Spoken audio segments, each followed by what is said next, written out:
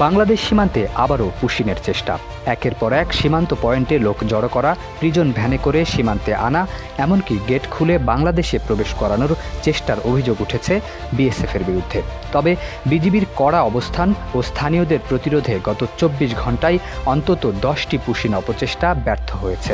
সীমান্ত জুড়ে জারি করা হয়েছে সর্বোচ্চ সতর্কতা, বাড়ানো হয়েছে গোয়েন্দা নজরদারি ও টহল।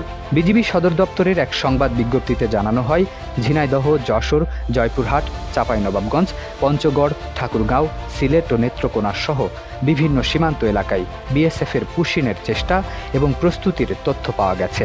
এসব এলাকায় বিজিবির কঠোর অবস্থান, তাৎক্ষণিক টহল এবং স্থানীয় জনসাধারণের সহযোগিতায় একাধিক অপচেষ্টা ব্যর্থ হয়। মহেশপুর সীমান্তে বিএসএফ একটি প্রিজন ভ্যানে করে ৩০ থেকে ৩৫ জনকে বাংলাদেশে প্রবেশ করানোর চেষ্টা করলে বিজিবি ও স্থানীয়দের প্রতিরোধের মুখে তাদের সরিয়ে নিতে বাধ্য হয়। এছাড়া বিভিন্ন সীমান্তের বিপরীতে ভারতীয় ভূখণ্ডে কয়েকটি হোল্ডিং সেন্টারে বাংলাদেশে পাঠানোর উদ্দেশ্যে বহু ব্যক্তিকে জড়ো করে রাখা হয়েছে বলেও তথ্য পেয়েছে বিজিবি।